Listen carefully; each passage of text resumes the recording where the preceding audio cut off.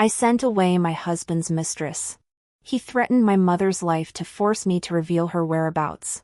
Then he personally journeyed south to fetch her. Before leaving, he said, "You'd better pray Ying remains unharmed, or else your mother will join her in death." But he didn't know. My mother's illness had already reached its final stage. Not many days passed. I took my mother's ashes and left the capital without looking back. On the day my mother fell gravely ill, Ling Yu brought his concubine home. Ying already carried my child within her. "I will take her as my equal wife. You cannot bear children. Though you suffer 1,000 grievances, endure them for now." I murmured my consent, watching Ling Yu embrace Zhao Ying as they departed. Wind swept beneath the eaves. My right leg trembled slightly. Over the years, I've heard Zhao Ying's name countless times. 1,000 gold pieces in adversity. An unyielding spirit. She refused to be a concubine. So Ling Yu built her a courtyard larger than the Marquis's mansion. Within those walls, they called each other husband and wife. It felt as though I were the mistress. Some pointed at me and joked, "What's a sparrow perched on a branch? Still just a sparrow." Yes. I was merely a herb-gathering girl. I stumbled upon Ling Yu, gravely wounded. By sheer luck, our families were worlds apart. That he chose to marry me was a favor beyond measure. I never learned to read, so I couldn't recite poetry or admire the moon with him like Zhao Ying, sharing wine and laughter. I didn't want to provoke her, so I avoided her sharp edges wherever I could. Even when she drank the red wine from my dowry. My father had buried it the year I was born. Now he's gone, and only this jar of wine remains. I couldn't bear to drink a single sip. Zhao Ying drank half the jar and poured out the other half. My fingernails dug into my palms. Yet I still endured it silently. Mother still relies on the Marquis's medicinal herbs to prolong her life. Fortunately, Mother's condition has been stable these past days. The doctor said that if things continue like this, she might live another 3 or 5 years. I was so happy I ate 2 extra bowls of rice. Just then, a servant came to tell me that Zhao Ying had gone to Mother's courtyard. A bad feeling settled in my heart. When I arrived, I heard Zhao Ying's sharp voice ringing out. "You and your daughter are like 2 leeches, clinging to Aiwa to suck his blood." Mother's face was deathly pale, her lips trembling as she said, "Ling Yu is my son-in-law, Ningning's husband. All these years, I've hidden my circumstances from her. But now," Zhao Ying, clutching her belly, enunciated each word. "Why don't you ask your daughter how long it's been since Au last touched her?" She tore away that veil of shame, gloating triumphantly before my mother. Watching Mother's face contort with despair, I could no longer hold back. I strode forward and seized Zhao Ying's wrist. I raised my hand to her face. Smack! That slap didn't land on Zhao Ying's cheek. As my mother's eyes bulged in fury, a familiar towering figure swept Zhao Ying into his arms. Then, with a swift backhand, he struck me across the face. My head jerked to the side, and the metallic taste of blood quickly filled my mouth. Ling Yu looked down at me coldly. "Wei Ning, who gave you permission to lay a hand on this Marquise woman?" Facing Ling Yu's unfamiliar, hate-filled gaze, my explanation choked in my throat. Had the Zhao family not suffered misfortune, this Marquis's first wife should have been Ying. What right do you have to rage at her? I stood rooted to the spot, my heart throbbing with pain. Zhao Ying, nestled in Ling Yu's embrace, smiled at me. I recalled the first time I met Zhao Ying. I had long known Ling Yu had once been betrothed to the Zhao family. But when misfortune befell Ling Yu, the Zhao family dragged their feet, never marrying Ying off. Later, the Zhao family was confiscated, and Ying vanished without a trace. Ling Yu brushed the matter aside with a few words, his tone tinged with anger. I hadn't given it much thought. But that year, Newlyweds in bliss. My birthday arrived. Ling Yu had promised to cook noodles for me himself. Just days before, I'd caught him secretly carving a hairpin for me. Yet that day, he vanished without a trace. It turned out the capital's largest entertainment district had received a new batch of performers, and Zhao Yingying was among them. Upon hearing the news, Ling Yu rushed off, casting my birthday celebration aside. Fearing he was in trouble, I hurried out to search for him, losing one shoe in my haste. Finally, amidst the fading lantern light, I lifted my gaze to see Ling Yu lavishly spending his fortune. Amidst the crowd's cheers, Zhao Yingying descended from the high platform, falling into Ling Yu's embrace. Like a bird returning to its nest, her silken hair cascaded down. Ling Yu drew a hairpin from his sleeve and pinned it into her tresses. I remember that scene to this day. My heart clenched violently. My mind went blank, and I nearly forgot to breathe. Though it was a sweltering summer night, I felt as if I'd fallen into an ice cellar. After that, he kept her hidden away in his golden chamber. At first, there were misunderstandings. He resented her for not marrying him back then. Later, when he learned she had been powerless to choose, the misunderstanding dissolved, and he showered her with boundless affection. I couldn't help but wonder, in those days of deep passion, when he called out her name, was it Ning Ning, or Ying Ying? Ning Ning. Mother's cry snapped me from my reverie. She coughed up blood and fainted.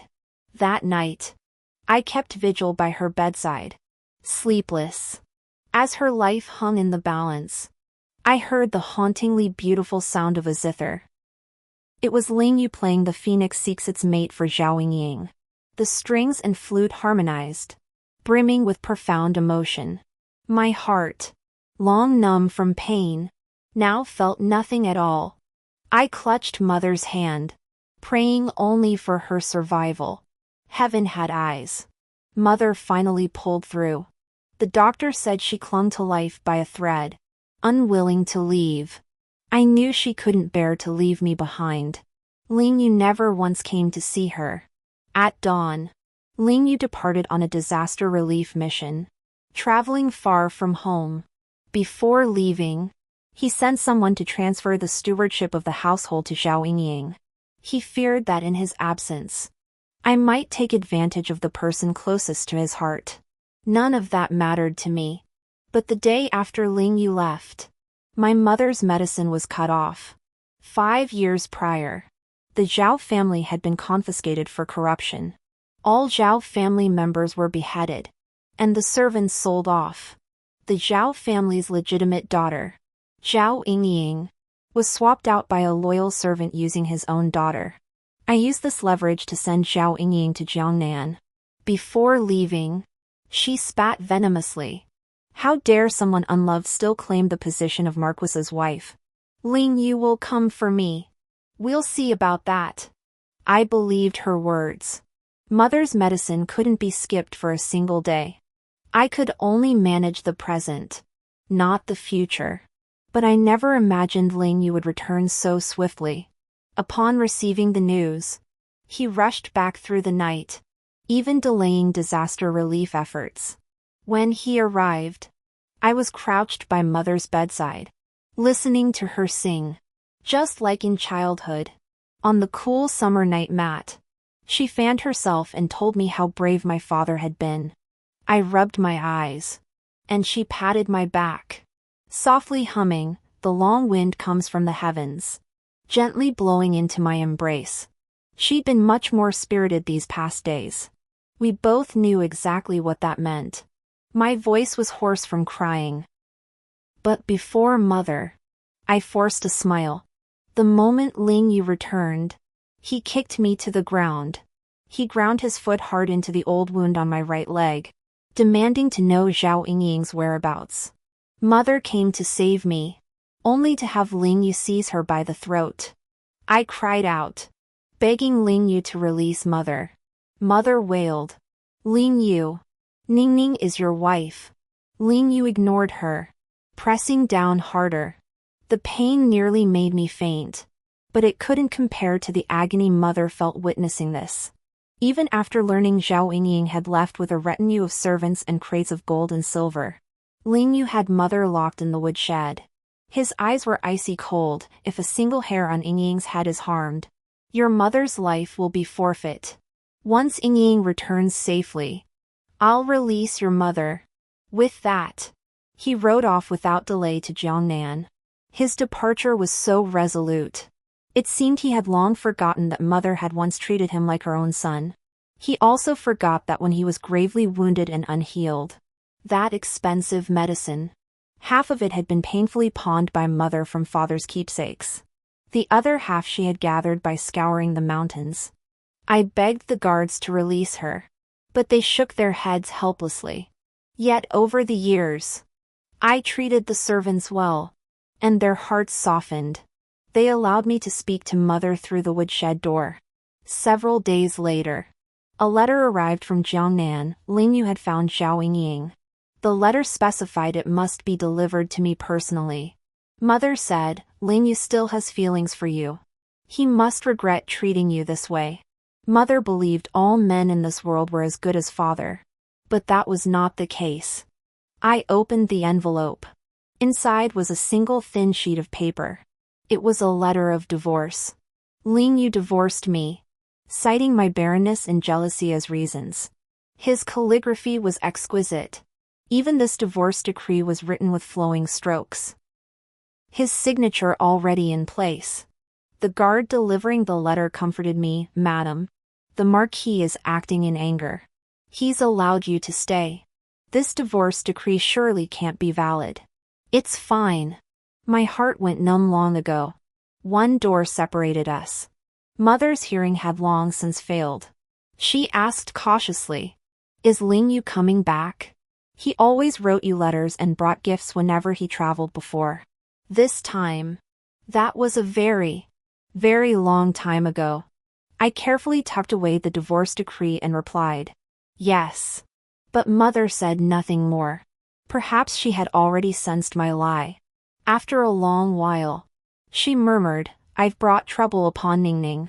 Leaning against the door, I had fallen into a deep sleep and missed her words. If only I hadn't fallen asleep. Then I could have stayed with Mother a little longer. After Mother passed, I didn't close my eyes for 3 days. Every time I shut my eyes, scenes from my youth flooded back. On the 4th day, I received another letter from Ling Yu. This time, it was a thick stack. Opening it, the first line read, Have you learned your lesson? Followed by a string of instructions.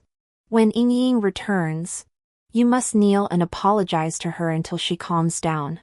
I glanced at Mother's coffin. Tears I thought had long since dried fell drop by drop onto the paper. If only I hadn't saved Ling Yu back then. But without the Ho family's vast resources, Mother wouldn't have held on this long. It seemed an inescapable dilemma. My vision blurred, yet I forced myself to read on. The pages that followed listed items specifically requested by Zhao Yingying. Yingying adores that courtyard of yours. Move her belongings and promptly, she'll reside there upon her return. Yingying has lost much weight this time. Cook for her personally to welcome her back. Yingying wishes to see you dance. Learn a few steps to perform for her. Yingying said your jar of daughter's red wine was excellent. Find 2 more jars. Where could I find a second jar of daughter's red? Just like that spring in the boudoir. The single true heart I offered Ling Yu. Where could I find a second one? I hastily finished reading the letter. Dozens of pages. All about Yingying. At the end, Ling Yu threatened me again with my mother. Not a single thing above may go wrong. Should you fail, do not blame me for showing no mercy to your mother. Only then will this Marquis consider taking you as a concubine. So this is where he was waiting for me. Since our dynasty forbids demoting a wife to concubine, Ling Yu planned to first divorce me, then take me as a concubine. But he didn't know. My mother was already gone. And I, too, should be leaving. On the day I left, I took the divorce decree to the county office to register, dissolving my marital bond with Ling Yu.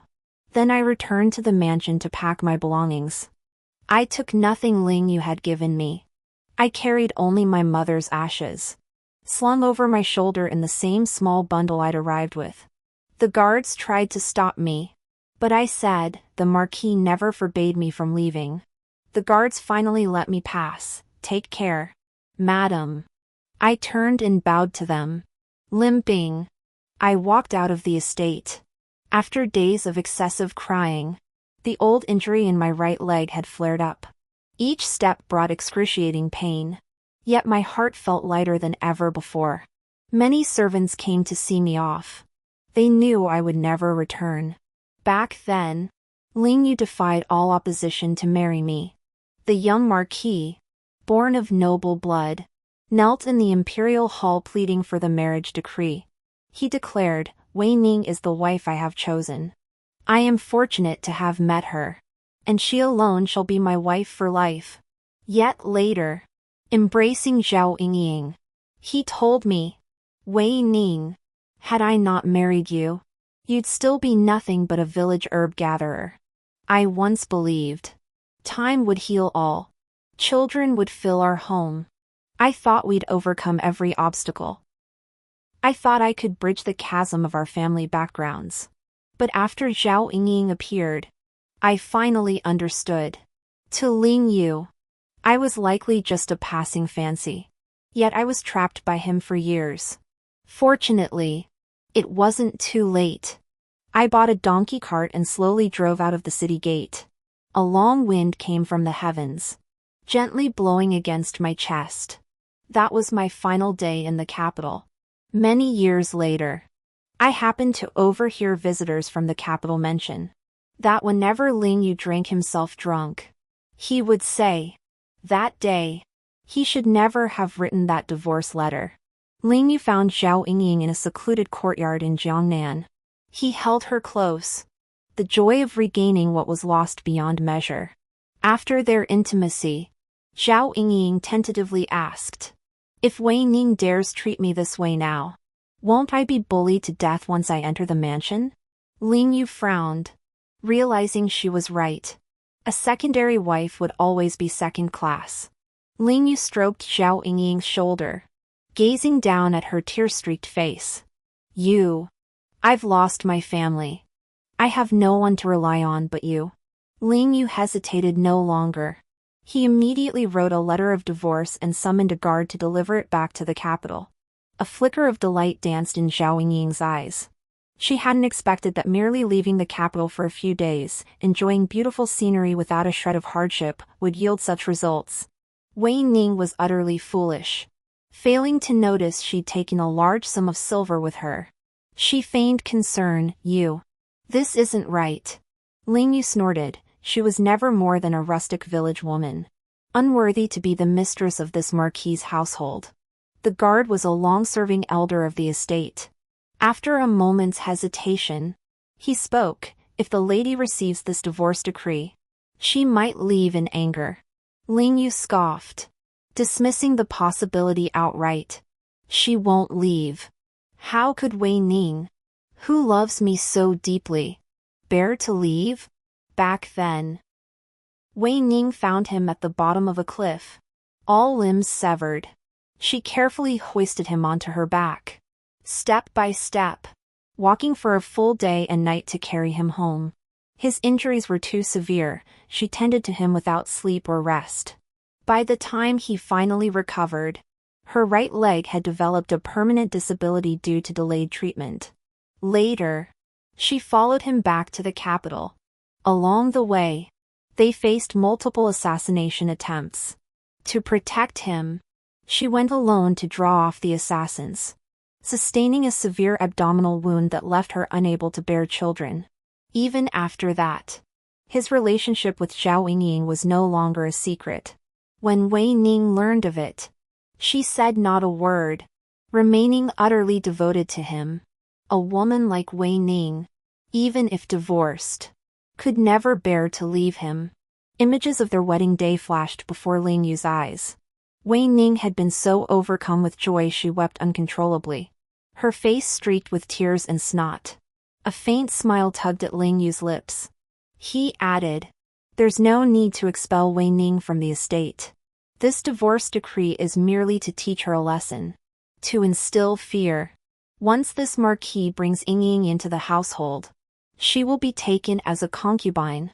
Ling Yu accompanied Zhao Ying in Jiangnan. They indulged in pleasure. And he even forgot about the disaster relief efforts. Yet whenever he had a moment to himself, thoughts of Wei Ning inevitably surfaced. It had been so long, Wei Ning must have reflected sufficiently by now. He couldn't bear to cause her too much sorrow.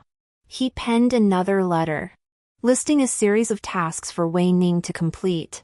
At the end, he informed her he would take her as a concubine. If she fulfilled them properly, he would forgive her. If she saw it, she'd likely become overconfident again. After some thought, Ling Yu decided not to let Wei Ning rejoice too soon. He instructed the guard, "Tell Wei Ning, for every task she fails to complete, her concubinage will be delayed by 1 day." Several days passed. The guard sent to deliver the letter returned. Ling Yu was personally dressing Zhao Ying and had the guard wait outside. Half an hour later, only when Ling Yu was applying Zhao Ying's eyebrow makeup did he summon the guard inside. Before the guard could speak, Ling Yu already understood. But the lady knows she was wrong and is urging this marquis to return sooner? Perhaps because of the previous assassination attempt. Every time he returned late, Wei Ning would be consumed with anxiety, fearing something had happened to him. Once, when he was delayed half an hour returning from official business outside the city, Wei Ning waited for him at the city gate. She held a lamp aloft, clutching a steamed bun to her chest. The sight warmed his heart. But as time dragged on, a thread of irritation began to weave through his thoughts. He was a marquis. After all, with countless servants at his command, what was there to worry about? Even if something truly happened, what good would Wei Ning be? Fortunately, at some point, Wei Ning grew more sensible, no longer rushing to find him every time. At this thought, Ling Yu paused in his thoughts. Wei Ning hadn't sought him out in quite some time. He'd unconsciously overlooked this. This time, his first prolonged absence. Wei Ning must be frantic. "Tell the lady I'm returning shortly." Unexpectedly, the guard's expression turned peculiar. "The lady has left." Ling Yu's grip on the eyebrow pencil tightened abruptly, leaving a comical smudge across Zhao Ying's face. Moments later, he scoffed. "What a joke! Wei Ning's mother is still in my custody. What childish tantrum is she throwing? Running away from home like this?" The guard was about to speak when interrupted by Zhao Ying's muffled sobs. "How am I supposed to face anyone like this?" Ling Yu hurriedly soothed her, waving the guard away. The guard swallowed the words on his lips. Better the marquis doesn't know, he thought. This would be the last thing he did for the lady. I returned to the small town with my mother's ashes. The town remained unchanged. Its people the same. Passing the shop where Ling Yu once bought rouge for me, the proprietress recognized me and exclaimed cheerfully, "Little ways back? Where's your husband?" I smiled and replied, "We're divorced." The proprietress paused, then declared, "Good riddance. That man was never good enough for you. He looked like a proper gentleman, but he made you pay for his rouge. How could you have ever fallen for him?" The shopkeeper couldn't stop talking, and I listened patiently. After I left, rumors spread around town that Ling Yu was the son of a wealthy family who'd brought me back to live in luxury. The shopkeeper sighed. Marriage really should be about matching social standing. As we parted, she pressed a box of rouge into my hands. "Consider it your auntie's parting gift for the divorce." The landlady was a warm-hearted soul, but she certainly didn't hold her tongue. The very next day after my return, the matchmaker arrived. When she came, I was tending to the grape arbor in the courtyard. After so many years away, much of the place had fallen into disrepair. Weeds had grown knee-high, choking the garden. After a brief exchange with the matchmaker, I politely declined any immediate matchmaking and sent her on her way.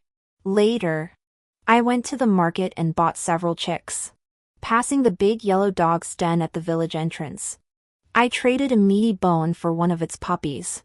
Life unfolded leisurely. Each day seemed devoid of purpose. Yet time filled it completely. I never once thought of Ling Yu. It felt like ages ago. Perhaps back then, amidst the fading lantern light, I had already carved him out of my heart bit by bit. Year after year, until nothing remained. The wound had long since scarred over. No longer did it ache. Only occasionally, upon seeing it, did I find it somewhat ugly. Not long after returning home, a neighbor told me a man had come looking for us, my mother and me. Hearing the neighbor's description, I hurried back inside and dug out a portrait of my father from his youth. The resemblance was striking. After returning to the capital with Ling Yu, I brought my mother there too. Ling Yu's status was sensitive, and the situation was perilous at the time. So we left without telling anyone. My hand trembled as I clutched the portrait. Father enlisted when I was 6, saying he would secure a future for me and mother. But then, all contact was lost. Now, I've been married and divorced. Already 22 years old. Counting carefully, 16 years have passed without seeing him. The neighbor lady gave me an address. I pondered for 3 days. Finally, I entrusted the little chick and puppy to the neighbor lady. Packed my belongings. I don't know if father has started a new family now. If he has a wife, a daughter, or perhaps a son. But I must take mother to see him at least once. To ask him, where have you been these past 16 years? I took mother's ashes and set out once more. Little did I know, the moment I left, someone would come looking for me. But gossip spread through the town. My neighbors, kind-hearted souls, never revealed a word of my whereabouts. Ling Yu returned to the capital 2 months later. He and Zhao Yingying had found their own charm in the Jiangnan region. The original disaster relief mission had been handled by subordinate officials. Then, they traveled at a leisurely pace, stopping to enjoy the scenery, and finally reached the capital 2 months later. As he neared the home mansion, Ling Yu instinctively quickened his pace. Servants came to greet him. Ling Yu's first words were, "Where is the lady?" The servant remained silent.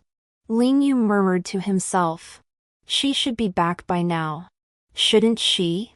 He strode purposefully toward Wei Ning's courtyard. The courtyard stood utterly empty. He froze in place. Just then, Zhao Yingying caught up to him. Following his gaze, Zhao Yingying exclaimed delightedly, "I really must thank you. Sister, you cleared the courtyard for me so quickly." Indeed. Because Yingying liked this courtyard, he had written to Wei Ning to vacate it.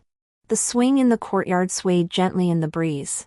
He seemed to see Wei Ning sitting on it many years ago. Another blink. No one remained. Zhao Yingying directed the servants to carry the belongings she'd brought back from Jiangnan into the house. Pointing at the swing, she ordered, "What's the point of keeping this junk? Take it down." Ling Yu had made it himself all those years ago. The servants should have asked Ling Yu's opinion. Yet they seemed to share an unspoken understanding. Without a single question to Ling Yu, they deftly dismantled the swing. The swing was chopped to pieces with an axe and tossed onto the ground. Ling Yu walked into the room. Wei Ning had left everything tidy, leaving only 2 bundles in the corner. Zhao Yingying unwrapped the bundles and glanced inside. Frowning, "What worthless junk is this?" Ling Yu took a look. Inside was a box of rouge. Very cheap, and vaguely familiar. Zhao Yingying ordered the pile of things discarded. Ling Yu suddenly felt an inexplicable pang of unease. What exactly were those things? Before he could sort it out, Zhao Yingying asked, "Where's Wei Ning? Surely she wouldn't refuse to apologize to me?" Ling Yu pressed his lips together and said, "Summon the lady. Have her apologize to Yingying. How's her dancing coming along?" Wei Ning had never learned to dance. Her leg was still injured, and she sometimes limped when walking quickly. Once, Zhao Yingying had seen her and laughed until she was doubled over. If it could make Yingying laugh, then let her dance properly. If Yingying was happy, the matter would be settled. But the servant still didn't answer. Ling Yu's eye twitched. He repeated, "Where is the lady?" An early autumn breeze swept over the pile of broken swing parts in the corner. The empty room felt inexplicably lonely. The servant looked up, puzzled. "Your lordship, didn't you divorce her? What lady are you talking about?" "I found father." The moment he saw me, he stared blankly, his lips trembling. "Ning Ning?" He approached me, his empty sleeve dangling. With his lone remaining hand, he reached to touch my cheek. All these years, he had been held captive by the enemy nation. It wasn't until recent years, when the imperial court sent envoys to negotiate peace, that a large group of prisoners were exchanged. He was among them. He rushed home, only to find me and mother gone, leaving nothing but an empty house. He searched for years, traveling far and wide, yet never found any trace of me or mother. I couldn't hold back any longer and burst into loud sobs. If only I had taken mother away from the Marquis's estate sooner. Could we have reunited with father earlier? At least, in mother's final moments, she was happy. After hearing about my and mother's experiences over the years, father sighed deeply. "It's my fault. I failed to give you both a good life." "No, father. This is a good life now. One cannot live without hope." And so it was. I settled down here anew. Father used the compensation from the court to start a small business. Though we weren't wealthy, we had enough to live comfortably. Seasons passed. Father and I grew more prosperous. The little dumpling stall gradually expanded into a large shop. I even earned the nickname Dumpling Beauty. I sent local specialties to the neighbor lady. She'd cared for the puppy well. It had grown into a majestic, imposing dog. A few days later, I greeted customers with practiced ease. An old regular teased, "Miss Wei, you're quite the charmer." Word is, several young men have sent matchmakers to propose. Father snapped, "They can dream on." Everyone burst into laughter. I shook my head with a smile. Nothing like that. Suddenly, someone called my name. Ning Ning. I thought I'd never see Ling Yu again in this lifetime. But now, there he stood. Half a year had passed. He looked thinner, yet still as handsome and dashing as ever. His first words were, "Have you finished your little show?" The customers fell silent for a moment, their gossiping eyes fixed on Ling Yu. Father immediately stepped in front of me. Ling Yu, visibly angered, drew the sword at his waist and pointed it at father, demanding, "Where did this lowly commoner come from?" "Father!" Ling Yu's words cut off abruptly. His sword-wielding hand froze. I quickly pulled father away and said to Ling Yu, "Let's talk somewhere else." I calmed father and led Ling Yu outside. He followed me step by step. The Marquis carriage was parked not far away. A faint, lingering fragrance wafted from within. Zhao Yingying must be inside. I turned to look at Ling Yu. He seemed taken aback by my sudden halt. His gaze fixed intently on me. "Marquis." Ling Yu snapped back to awareness, frowning. "Don't call me that. When did we become so distant?" I was momentarily at a loss for words. When he addressed himself as this Marquis to me, it didn't feel distant at all. "Ning Ning, just admit you lost. Okay?"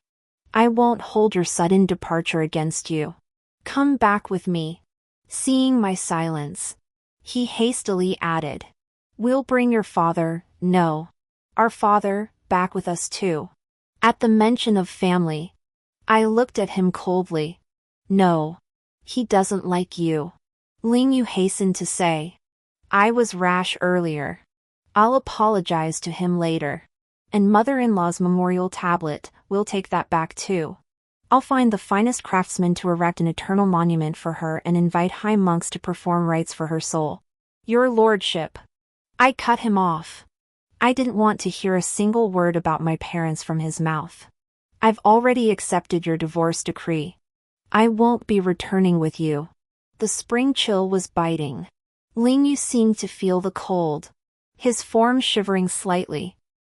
His voice grew sharp. That doesn't count. I never intended to divorce you. I merely sought to administer a minor punishment. How could I bear to divorce you? If you return with me, I won't marry Ying. Is that acceptable? I'll take her as a concubine. But you remain my wife. I found this somewhat amusing.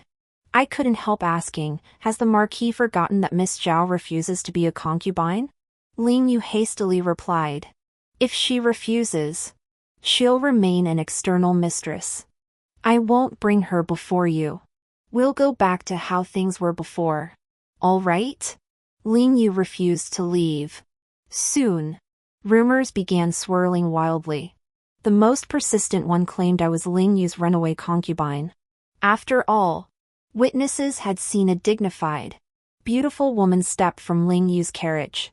Moreover, Ling Yu paraded Zhao Yingying around town with great flair. He bought the largest mansion, reserved the finest restaurant, and purchased the most expensive jewelry. That woman must be the legitimate wife, which left me as nothing but a runaway wife. Father began sharpening his knife behind closed doors every night. That day, I refused Ling Yu. His face darkened instantly. I've humbled myself this much. What more do you want? You're my discarded wife. Who else would dare marry you besides me? I'll wait for you to beg me to take you back. With that, he stormed off. I pondered. To make Ling Yu give up hope sooner, and to prevent father from doing something foolish, I sought out a matchmaker myself. But after this incident, the few men who had shown interest in me all backed away. After all, Ling Yu looked wealthy or noble, accompanied by a retinue of guards. In the end, only a hunter with nothing to his name remained. But I still went to meet him. The hunter was named Chen Kong, with a simple, honest face and dark, sturdy skin. He seemed rather slow-witted otherwise. He wouldn't have kept coming back to the matchmaker. At our first meeting, he carried in a tiger skin, saying he feared the wind might blow me away since I looked so frail. A tiger's skin was worth a fortune. By that measure, Chen Kong wasn't exactly destitute. Upon further inquiry, I learned he'd lost both parents young and was raised by the kindness of strangers. Gifted with exceptional talent, he apprenticed under an old hunter. After completing his training, the old hunter passed away. Then an uncle appeared, demanding monthly tribute in silver. Thus, though he'd reached the age of 20, he still hadn't found a wife. Father was deeply dissatisfied and rose to leave. But I stopped him. I glanced at the man sitting awkwardly in the chair before me. Tall and broad-shouldered, he made the chair appear particularly small. I asked, "Young Master Chen, would you consider becoming a son-in-law?" Chen Kong paused, about to speak. But then the matchmaker's door was kicked open. A man with a sleazy appearance and a woman with a harsh face burst in. "You good for nothing! We've raised you all these years, and you dare to marry without even consulting us." The intruders were Chen Kang's uncle and aunt. Uncle Chen held a bamboo rod, raising it to strike Chen Kong. His movements were practiced, clearly a habitual act. Chen Kang's face flushed red, but he didn't dodge, seemingly accustomed to this treatment. Father couldn't bear to watch. "What are you doing? How dare you lay hands on him? I'm beating my own nephew, what business is it of yours?" The matchmaker stepped in to mediate, and chaos erupted. Seeing the situation escalate endlessly, I raised my voice. "You claim to be Chen Kang's uncle?" The man lifted his chin haughtily. "Of course." But then I pressed, "What proof do you have?" Hearing my question, even my father froze. Panic flashed in Uncle Chen Kang's eyes. "What proof? Our village neighbors can all testify to our kinship. It's been years." I cut him off. "What was Chen Kang's mother's surname? Where was she born? Besides, even if you are Uncle Chen Kang, what right do you have to interfere with his marriage?" I finally understood. They'd simply picked on Chen Kang because he was easy to bully. In the end, the two left with their chins held high, claiming they had urgent family matters and would come back another time. Chen Kang looked at me, his eyes shining. On the way home, Father wore a worried frown. "Ning Ning, how can you be even kinder-hearted than your mother? First you saved that ingrate surnamed Ling, and now this Chen Kang. Aren't you afraid he'll be another ungrateful soul?" I shook my head. Just because I keep encountering ungrateful people doesn't mean I should stop doing good deeds. Even if it doesn't lead to marriage, we should still do what our conscience deems right. Chen Kang came to propose. He said he was willing to marry into our family. From then on, if I said east, he would never go west. If I said one, he would never say two. I had thought the wedding would be difficult, requiring me to avoid Ling Yu. But perhaps heaven took pity on me. Zhao Yingying suddenly fell ill, suffering from homesickness. Ling Yu had no choice but to take her back to the capital to see a doctor. Before leaving, he came to see me one last time. "Wei Ning, playing hard to get loses its charm after so long. If you refuse to return with me now, coming back later won't be so easy." Seeing me still shake my head, Ling Yu's face darkened completely. "We'll see how long you can hold out." The grand procession arrived and departed. On the second day after their departure, Chen Kang and I exchanged wedding vows. This was my second marriage, his was his first. I had more experience than him. On our wedding night, I initially held the upper hand, but soon crumbled completely. He proved far more skilled than Ling Yu. After the wedding, I took Chen Kang to pay respects to my mother. A gentle spring breeze caressed our faces. Mother seemed pleased. I didn't expect deep passion, but seeing him lonely and vulnerable, with a pure heart, he seemed perfect as family. Now that I was married, Father wouldn't have to endure gossip. Establishing my own household made everything easier. But I never imagined Chen Kang would prove far more useful than I'd anticipated. Not long after, I was diagnosed with pregnancy. Hearing the doctor's congratulations, Chen Kang froze in utter shock. I had told him I couldn't conceive. Not just him, even my father and I were stunned. The doctor examined me again and said, "Indeed, you are with child. Madam suffered an injury in her youth, but it seems healed over the years. Beyond that, I cannot discern more. Regardless, it is a blessing." Chen Kang, however, wasn't as joyful as I'd expected. These past days, he treated me like I was made of glass. In the dead of night, I heard stifled sobs. Chen Kang's face was streaked with tears. "My lady, can we not have this child? It turned out his mother had died giving birth to him. It's all my fault. If I hadn't..." I covered his mouth. "You mustn't speak of this. Once the child is born, we must find an enlightened tutor for it early on." Fortunately, Chen Kang's simple-mindedness was a lingering effect from a childhood fever. Not congenital. It shouldn't be passed on to my child. After comforting Chen Kang briefly, I soon fell asleep. Chen Kang remained anxious and restless. No longer going hunting, he followed me wherever I went. My belly gradually grew larger. For a time, I grew so weary I could scarcely walk. Whenever I got out of bed, he would carry me in his arms, becoming my legs. I want to bask in the sun, I said.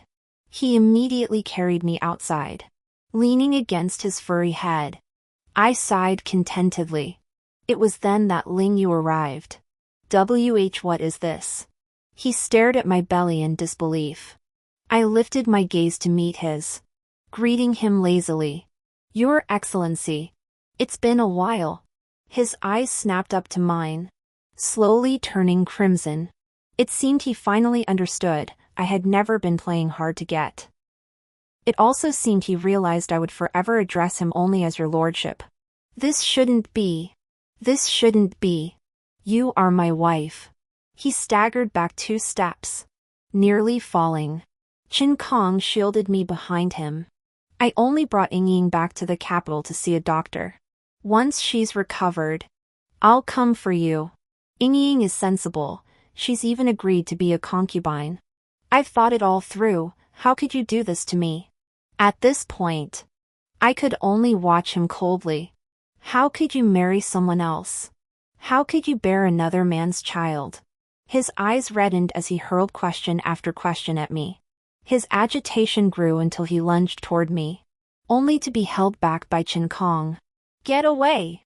Who do you think you are? Wei Ning only loved me to spite you. She'll come back to me. With that, he raised his fist and struck Qin Kong. Qin Kong, temperamentally calm, took several blows before lightly flicking Ling Yu away. Ling Yu didn't call for help, and the guards behind him pretended not to see. Seeing he still wouldn't stop, I sighed and spoke. Your lordship, I stopped loving you long ago. Ling Yu stared at me blankly, his eyes filled with disbelief. I could only speak the truth. Our bond ended the moment Zhao Ying appeared. Later, when my mother fell gravely ill, requiring rare and costly herbs daily to sustain her life, I had no choice but to remain by your side. With each word I uttered, Ling Yu's face grew paler. By the end, it was almost devoid of color. Time had worn away my affection for him long ago, and now he finally knew. As if that weren't enough, I deliberately added, we can part amicably. But if you insist on force, I have evidence of your misconduct over the years. Ling Yu stared at me, his lips trembling violently. Suddenly, he burst into laughter. It grew louder and louder. By the end, he seemed possessed by madness. That day, when he left, tears streamed down his face. Many years later, I walked through the seasons with Qin Kong, my father, and my dear daughter. I heard by chance that in the capital, a certain marquis, in his youth, kept a mistress and behaved outrageously. Later, his wife left him, just as he was about to marry his mistress. Someone filed a complaint against him. He was accused of failing to provide adequate disaster relief. In the end, he was beheaded. None of this concerned me anymore. The spring breeze stirred once more. Gently, it entered my embrace. The end.